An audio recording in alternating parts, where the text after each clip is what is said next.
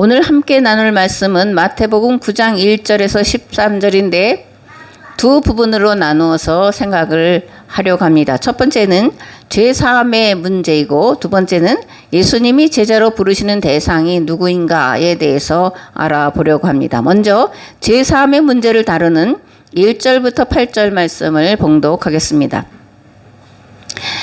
예수께서 배에 오르사 건너가 본 동네에 이르시니 침상에 누운 중풍병자를 사람들이 데리고 오거늘 예수께서 그들의 믿음을 보시고 중풍병자에게 이르시되 작은 자야 안심하라 네 죄의 사함을 받았느니라. 어떤 서기관들이 속으로 이르되 이 사람이 신성을 모독하도다. 예수께서 그 생각을 하시고 이르시되 너희가 어찌하여 마음에 악한 생각을 하느냐. 네 죄의 사함을 받았느니라 하는 말과 일어나 걸어가라 하는 말 중에 어느 것이 쉽겠느냐. 그러나 인자가 세상에서 죄를 사하는 권능이 있는 줄을 너희로 알게 하려 하노라 하시고 중풍병자에게 말씀하시되 일어나 네 침상을 가지고 집으로 가라 하시니 그가 일어나 집으로 돌아가거늘 무리가 보고 두려워하며 이런 권능을 사람에게 주신 하나님께 영광을 돌리니라. 아멘. 마태복음 9장과 병행 본문이 마가복음 2장에 기록되어 있는데 이 마가복음에는 중풍병자의 치유 사건에 대해서 좀 더 자세히 기록을 해놓고 있습니다. 후에 예수께서 다시 가버나움에 들어가시니 집에 계시다는 소문이 들린지라 많은 사람이 모여서 문 앞까지라도 들어설 자리가 없게 되었는데 예수께서 그들에게 도를 말씀하시더니 사람들이 한 중풍병자를 네 사람에게 메워가지고 예수께로 올세 무리들 때문에 예수께 데려갈 수 없으므로 그 계신 곳에 지붕을 뜯어 구멍을 내고 중풍병자가 누운 상을 달아내리니 예수께서 그들의 믿음을 보시고 중풍병자에게 이르시되 작은 자야 네 죄 사함을 받았느니라 하시니 어떤 서기관들이 거기 앉아서 마음에 생각하기를 이 사람이 어찌 이렇게 말하는가 신성모독이로다 오직 하나님 한 분 외에는 누가 능히 죄를 사할 수 있느냐. 그들이 속으로 이렇게 생각하는 줄을 예수께서 곧 중심하시고 이르시되 어찌하여 이것을 마음에 생각하느냐. 중풍병자에게 네 죄 사함을 받았느니라 하는 말과 일어나 네 상을 가지고 걸어가라 하는 말 중에서 어느 것이 쉽겠느냐. 그러나 인자가 땅에서 죄를 사하는 권세가 있는 줄을 너희로 알게 하려 하노라 하시고 중풍병자에게 말씀하시되 내가 네게 이르노니 일어나 네 상을 가지고 집으로 가라 하시니 그가 일어나 곧 상을 가지고 모든 사람 앞에서 나가거늘 그들이 다 놀라 하나님께 영광을 돌리며 이르되 우리가 이런 일을 도무지 보지 못하였다 하더라. 아멘. 마태복음 9장 1절에 본동네라고 나와 있는데 마가복음에 보면 이 본동네는 가버나움이에요. 그럼 왜 가버나움을 본동네라고 했냐라는 건데 이유는 그것이 갈릴리 지방의 행정 및 군사 중심 지역이기 때문입니다. 그리고 예수님은 이 가버나움을 중심으로 공생의 대부분을 활동하셨고 이곳에는 베드로의 집이 있어서 베드로의 장모가 예수님과 일행을 공개했다는 것을 알 수가 있습니다. 몇 가지 질문을 하겠습니다. 첫째, 예수님은 왜 중풍병자에게 치유의 말씀을 하지 않으시고 내 죄 사함을 받았느니라 라고 말씀하셨을까? 둘째, 질병 치유와 죄 사함과는 어떤 연관성이 있을까? 셋째, 죄 사함의 권세 누구에게 있을까라는 이런 질문이에요. 예수님 당시 유대교의 정통신앙은 성전신앙과 제사신앙이었고 정통교리는 인과응보교리였습니다. 무엇보다 그들의 신앙은 신의 산 율법에 담긴 의미와 목적을 따라 지키는 것이 아니라 유대교 율법을 지키는 것이었는데 유대교 율법이란 십계명 중에서 안식일법과 할례법을 가장 큰 계명으로 지키는 것이었어요. 또한 율법과 계명을 조항으로 만들어 그것을 문자대로 지키는 것이 의에 이르고 구원에 이른다고 가르쳤습니다. 이러한 때에 예수님은 중풍병과 같은 중병은 하나님께 죄를 지어 심판받은 것이라고 생각하는 유대교의 인과응보 교리가 잘못되었다라는 것을 지적하기 위해서 병에서 놓여 자유하라라든가 병이 치유받았다고 하지 않으시고 죄 사함을 선언하셨다라는 것이고 그리고 안식일에 이 병을 고치셨다라는 것을 우리가 본문을 통해서 알 수가 있습니다. 고대로 갈수록 질병의 원인은 잘 먹지 못해서예요. 그리고 주변 환경이 깨끗하지 못해서 대부분 질병에 걸렸습니다. 그런데 유대교는 이 질병, 특별히 중한 병에 걸린 건 죄 때문에 하나님께 심판받은 거라고 여겼다라는 거예요. 그래서 질병에 걸린 자들을 죄인으로 취급을 했다라는 겁니다. 예수님은 이런 유대교의 교리가 잘못되었다라는 것을 아시고 그것을 고치시기 위해 또 그들이 깨닫게 하기 위해서 중풍병자를 향해 내 죄의 사함을 받았다라는 사죄의 선언을 하셨다라는 겁니다. 아멘. 현대인들은 질병의 문제를 가지고 살아가죠, 그죠? 오래 살면 오래 살수록 많은 질병을 가지고 살아간다라고 말을 해도 틀리지 않다. 이제 그런 시절을 저희들이 살아가는데 유전적인 것도 있지만 대부분은 잘못된 생활 습관과 스트레스에서 기인하는 거예요. 잘못된 습관은 뭐냐? 대표적으로 늦게 자는 거. 그죠? 일찍 자고 일찍 일어나야 되는데 늦게 자는 거. 그리고 인스턴트 음식을 섭취하는 거. 운동 부족. 그리고 과도하게 많이 먹는 것. 이런 것들을 들 수가 있습니다. 그래서 이런 것들을 일단 고쳐야 되고 먹거리를 생산하는 자들이 양심껏 좋은 먹거리, 건강한 먹거리를 만들어내도록 애를 써야 합니다. 무엇보다 건강한 몸을 가지고 세상에 온 자들은 자신의 몸을 건강하게 보호하고 보존해야 할 책임이 있다라는 것을 기억을 해야 합니다. 내 몸을 건강하게 지키는 것, 이것이 하나님을 섬기는 방법 중에 하나이기 때문이에요. 체력이 영력이다. 예전에 우리 시아버님이 늘 말씀하셨는데 몸의 건강과 영적인 건강은 같이 간다라는 것을 생각하시고 몸의 건강을 위해서 그리고 영의 양식을 위해서 말씀과 기도 그리고 운동과 감사한 삶을 습관으로 가지시고 사시기를 주의 이름으로 축복합니다. 아멘. 예수님이 네 죄 사함을 받았다라고 말씀하시는데 그러면 죄 사함의 권세는 누구에게 있을까? 첫째, 하나님께 있습니다. 둘째, 사람에게도 죄사함의 권세가 있습니다. 그런데 유대인들은 죄사함의 권세는 오직 하나님께 있다라고 생각을 했고 그래서 예수님이 사죄 선언하자 신성모독이다 이렇게 외쳤다라는 거예요. 그렇다면 예수님 왜 사죄의 권한이 사람에게도 있다고 말씀하신 것일까?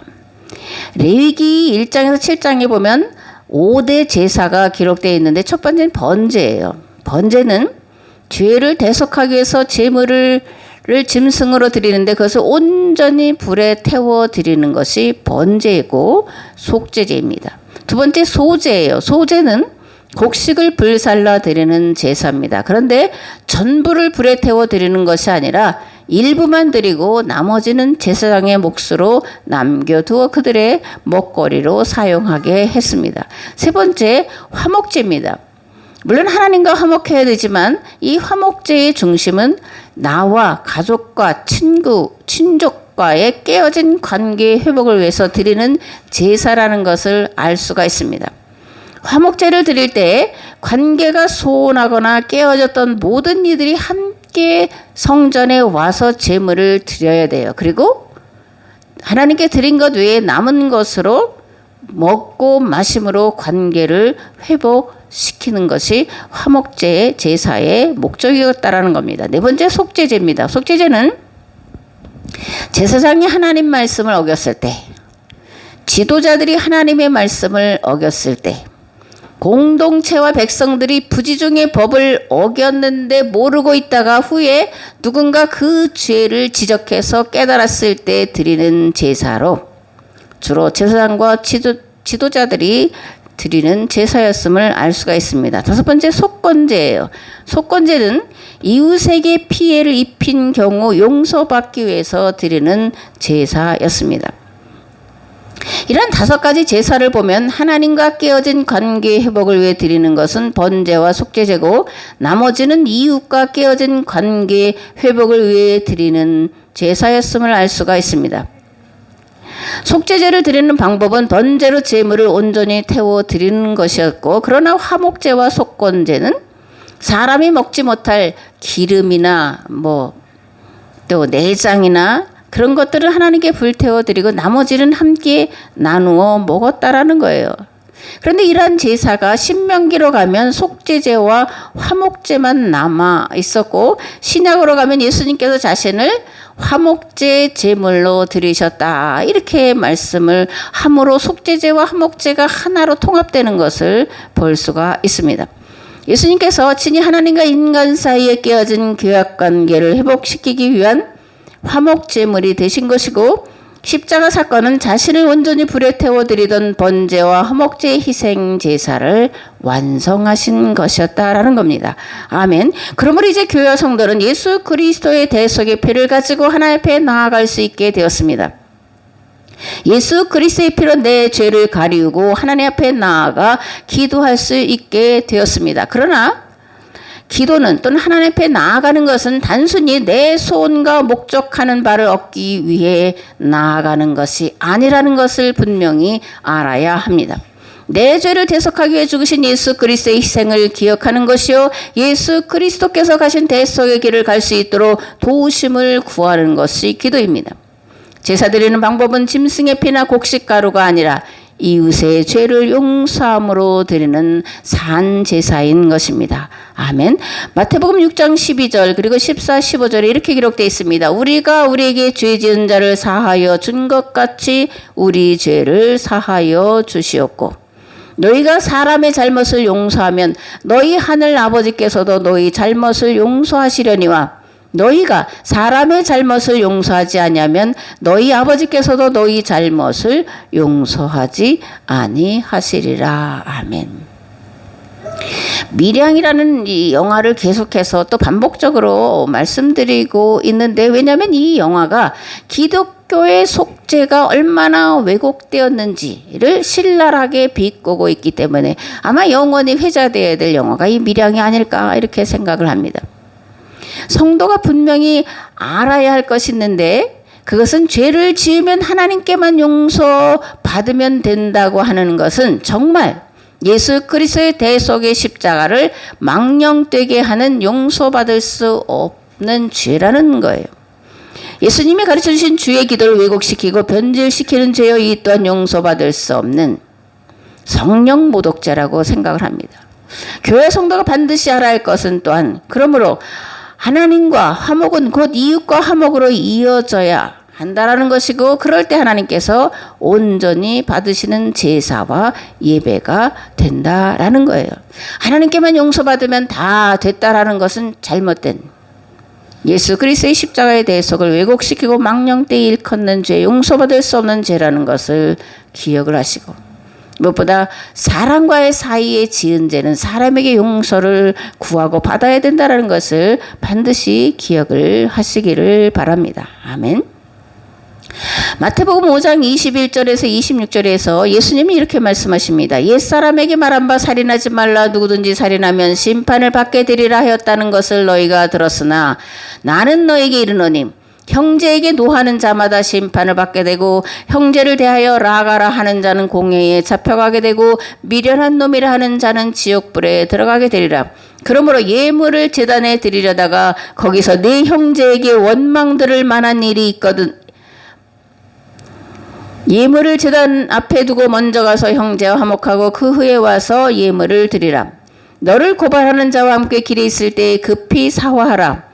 그 고발하는 자가 너를 재판관에게 내어주고 재판관이 옥리에게 내어주어 옥에 가둘까 염려하라. 진실로 내게 이르노니 내가 한 푼이라도 남김이 없이 다 갚기 전에는 결코 거기서 나오지 못하리라. 아멘. 우리는 교회와 성도 간의 분열, 미움, 다툼, 시기, 질투는 있어서는 안 되는 가장 큰 죄라는 것을 알아야 합니다. 왜냐하면 이러한 것들은 마귀에게서 오는 것들이요, 마귀는 인간 안에 있는 탐욕을 통해 교회와 성도 사이를 이간질하고 분열시키고 결국 공동체를 파괴하는 용서받을 수 없는 죄를 범하도록 속이는 존재이기 때문에 그렇습니다. 그러므로 이러한 죄를 짓지 않기 위해 서로 조심해야 됩니다. 서로 경건에 이르는 연습을 끊임없이 해야 합니다. 죄를 짓지 않도록 경건에 이르는 연습을 끊임없이 하는 것과 함께 더불어 할 것이 있는데, 그것은 형제가 죄를 범하고 와서 용서를 구하면 7번씩 70번이라도 용서해 주는 것입니다. 더 나아가 형제에게 죄를 짓지 않기 위해 애써야 한다는 것입니다. 그러나 거듭난 자라도 살아가면서 죄를 온전히 이길 수 있는 자는 한 사람도 없습니다. 그렇기에 서로 먼저 용서하고 서로 먼저 용납해야 한다라는 거예요.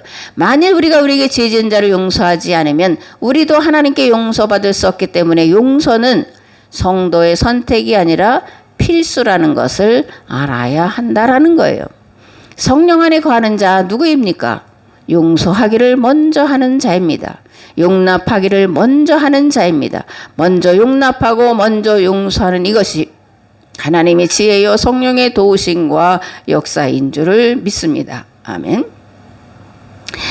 이런 면에서 마태복음 18장에 나오는 1만 달란트와 100데나리온 빚진 자의 비유를 우리가 생각해야 되는데, 이 비유는 하나님과 나와의 관계를 비유로 말씀하는 것인데, 그런데 단지 비유에 그치는 것이 아니라 영성의 실제, 영성의 실체를 말씀하고 있다는 것을 알아야 합니다.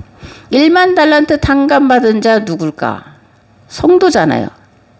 근데 100데나리온을 탕감해 주지 않고 고소한 자는 또 누구입니까? 성도입니다. 그러면서 내 죄를 예수님이 다 담당하셨으니까 구원받았다고 자녀의 특권을 받았으니 무엇이든지 구하면 얻을 수 있다고 생각해서 나의 필요를 채우기 위해 끊임없이 구하고 찾고 두드리는 것. 이것이 오늘날 성도가 드리는 신성모독죄, 성령모독죄가 아니고 무엇이겠냐라는 거예요. 이러한 신성모독죄 그리고 성령모독죄 지은 것을 하나님께 고발하는 자가 있습니다. 누굴까요? 요한복음은 모세라고 말합니다. 즉 율법과 계명이 우리의 죄를 하나님께 모세가 고발하고 있다라는 거예요. 율법과 계명, 즉 모세가 시내산에서 선포한 율법과 계명, 그것이 우리를 하나님께 고발한다라는 겁니다. 율법과 계명이 말씀하는 것이 무엇입니까? 하나님을 사랑하고 내 이웃을 내 몸과 같이 사랑하라는 것입니다. 우리가 이웃을 어떻게 내 몸처럼 사랑할 수 있습니까? 형제의 허물을 덮어주고 가려주는 것, 형제에게 죄를 범하지 않는 것, 이것이 내 이웃을 내 몸처럼 사랑하는 거다라고 저는 말씀을 드립니다. 아멘. 상식 한 가지를 말씀드리면 고소와 고발, 좀 비슷한 것 같기도 하고 다른 것 같기도 하고 그런데 분명하게 이제 인식이 잘 안 돼서 다시 한번 저도 고소와 고발의 차이점에 대해서 찾아봤는데, 고소는 피해를 입은 자가 그 피해에 대해서 직접 또는 법정 대리인이 경찰에 가서 신고하는 거예요. 그런데 이 고소는 고소를 철회할 때에 처벌이 불가하다라는 거예요. 반의사 불벌죄, 어려운 말인데, 내가 이 사람을 처벌받기를 원하지 않는다 그러면 처벌할 수 없다라는 겁니다. 이게 이제 고소고 주로 일반인들 사이에 일어나는 것이 고소입니다. 그럼 고발은 뭐냐? 개인의 범죄가 아니라 공익성이 있는 범죄에 대해서 경찰에 신고하는 거예요. 그리고 특징이 뭐냐? 취하해도 취하가 되지 않는다라는 겁니다. 그러니까 고소와 고발은 이렇게 이제 취하할 수 있고 취하할 수 없고, 그 다음에 개인이냐 공공성에 대한 거냐, 이러한 것으로 고소와 고발로 나누어 있다라는 겁니다. 요한복음 5장에 이렇게 기록되어 있습니다. 내가 너희를 아버지께 고발할까 생각하지 말라. 너희를 고발하는 이가 있으니 곧 너희가 바라는 자 모세니라. 모세를 믿었더라면 또 나를 믿었으리니 이는 그가 내게 대하여 기록하였음이라. 그러나 그의 글도 믿지 아니하거든 어찌 내 말을 믿겠느냐 하시니라. 아멘. 요한복음은 모세가 우리를 하나님께 고발한다고 말씀하는 거예요. 근데 모세가 고발한다라는 건 뭐냐? 모세가 하나님과 시내산에서 율법과 계명을 받았기 때문에 그러는 거예요. 그것을 선포했기 때문에, 가르쳤기 때문에 모세가 우리를 고소가 아니라 고발한다라고 말씀을 하고 있다라는 것이고, 반복하면 고발은 취하할 수 없다라는 거예요. 그러므로 우리가 율법과 계명을 어긴 자는 결코 취하할 수가 없기 때문에 반드시 그 죄값을 치러야 한다라는 겁니다. 그렇다면 어떻게 용서받을 수 있을까? 용서받을 수 없는 죄인데 어떻게 용서받을 수 있을까? 마태는 이렇게 말하고 있는 겁니다. 1만 달란트 빚진 자의 마음으로 살아가라. 형제를 용서하고 용납하는 마음으로 살아가라. 그러면 긍휼 있는 심판을 받게 될 거다. 마침내 은혜로 구원과 영생에 이르게 될 거다라고 마태는 우리에게 말씀을 하고 있다라는 겁니다. 아멘. 마태의 영성은 1만 달란트 빚진 자의 심정으로 살아가는 거예요. 사도 바울도 빚진 자의 마음으로 살아간다 이렇게 말하는데 일맥상통하는 그런 말씀인 것을 우리가 알 수가 있습니다. 마태복음 9장 9절에서 13절 말씀을 봉독하겠습니다. 예수께서 그곳을 떠나 지나가시다가 마태라 하는 사람이 세관에 앉아있는 것을 보시고 이르시되 나를 따르라 하시니 일어나 따르니라. 예수께서 마태의 집에서 앉아 음식을 잡수실 때 많은 세리와 죄인들이 와서 예수와 그의 제자들과 함께 앉았더니 바리새인들이 보고 그의 제자들에게 이르시되 어찌하여 너희 선생은 세리와 죄인들과 함께 잡수시느냐.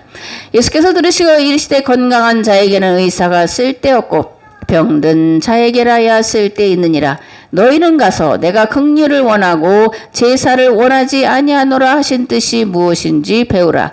나는 의인을 부르러 온 것이 아니요 죄인을 부르러 왔노라 하시니라. 아멘. 예수님이 유대 땅에 오신 이유가 뭐라는 거예요? 죄인을 부르시기 위함이라는 겁니다. 그리고 예수님이 부르시고 제자 삼으시는 대상이 죄인이라는 거예요.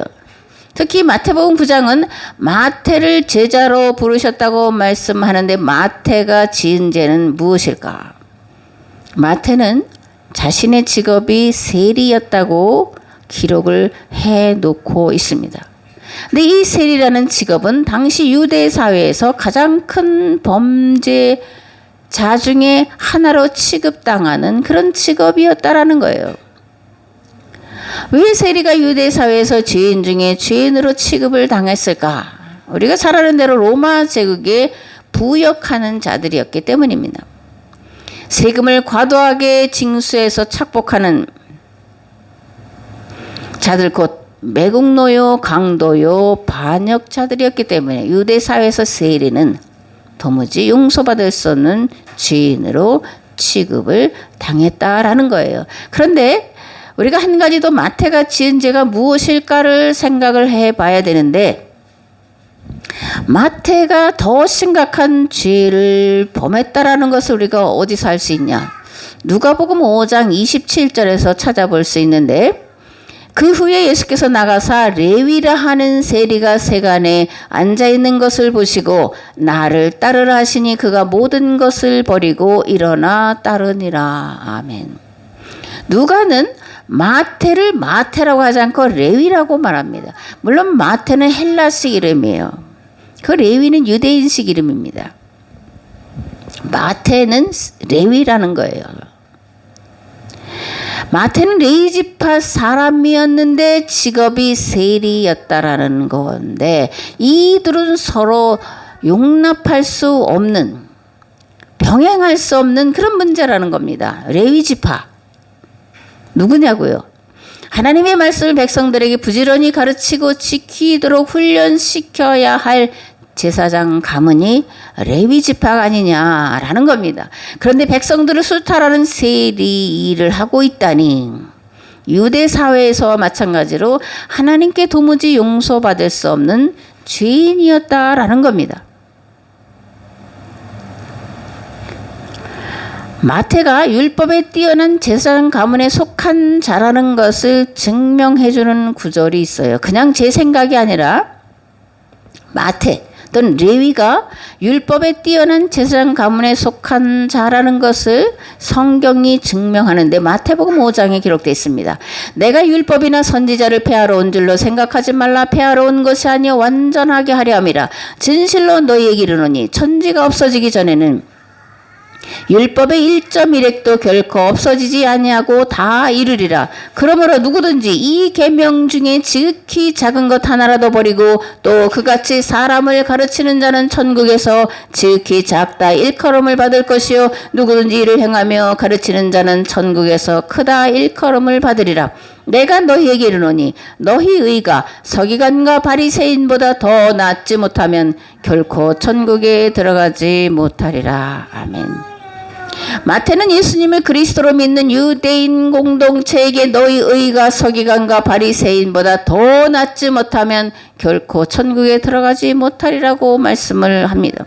더 나아가 하나님 받으시는 예배는 짐승으로 드리는 것이 아니라 긍휼 있는 제사, 긍휼을 원하신다고 분명하게 말씀하고 있습니다. 너희는 가서 내가 긍휼을 원하고 제사를 원하지 아니하노라 하신 뜻이 무엇인지 배우라. 나는 의인을 부르러 온 것이 아니요 죄인을 부르러 왔노라. 아멘. 앞에서 말씀드린 것처럼 마태는 세리로 있으면서 자신이 하나님 앞에 1만 달란트 빚진 자라는 의식을 가지고 살던 자였습니다. 그렇게 예수님이 자신을 제자로 부르실 때에 지체 없이 모든 것을 버리고 예수님을 따라 나섰다고 누가는 기록해 놓고 있습니다. 그 예수께서 나가사 레위라 하는 세리가 세관에 앉아 있는 것을 보시고 나를 따르라 하시니 그가 모든 것을 버리고 일어나 따르니라. 레위가 예수님을 위하여 자기 집에서 큰 잔치를 하니 세리와 다른 사람이 많이 함께 앉아 있는지라. 레위는 예수님께서 부르실 때 모든 것을 버리고 일어나 따랐습니다. 그 모든 것을 버리고 일어나 따르는 행위의 첫 번째가 뭐였냐? 예수님을 위해서 자기 집에서 큰 잔치를 베풀어서 단지 먹고 마시는 것만 했다라는 얘기가 아니에요. 우리가 세리장 삭개오가 자기가 탐심을 버려서 한 것은 4배나 갚고 재산을 절반을 나눠주고 하겠다라는 것과 마찬가지로 이 마태는 자기의 재산 전부를 가난한 이웃들과 함께 나누고 그들을 배불리 먹인 다음에 예수님을 따라 나섰다라는 겁니다. 아멘. 세리 레위는 영원히 구원에 이를 수 없음을 고백하고 살았던 자라고 다시 한번 말씀을 드립니다. 예수님은 그런 레위의 마음 중심을 보시고 제자로 부르신 것입니다. 아멘. 오늘 교회와 성도가 갖추어야 할 마음과 삶의 태도가 마태가 가진 이 1만 달란트 빚진 자의 자세라는 것을 우리가 알아야 합니다. 항상 빚진 자의 마음으로 빚진 자의 모습으로 살아야 하는 것이 성도의 삶의 태도라는 것을 알아야 합니다. 사도 바울은 이것을 빌립보서 2장에서 이렇게 말씀합니다. 그러므로 그리스도 안에 무슨 권면이나 사랑에 무슨 위로나 성령의 무슨 교제나 긍휼이나 자비가 있거든 마음을 같이하여 같은 사랑을 가지고 뜻을 합하며 한 마음을 품어 아무 일에든지 다툼이나 허용으로 하지 말고 오직 겸손한 마음으로 각각 자기보다 남을 낫게 여기고 각각 자기 일을 돌아볼 뿐더러 또한 각각 다른 사람들의 일을 돌보아 나의 기쁨을 충만하게 하라. 아멘.